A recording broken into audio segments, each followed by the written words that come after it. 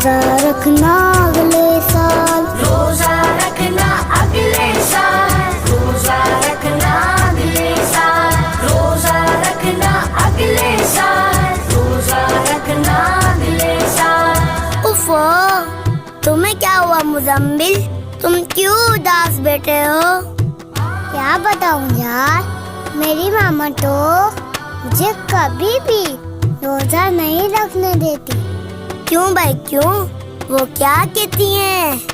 मेरी मामा कहती हैं, जिन्हें बड़ा और तुम छोटे,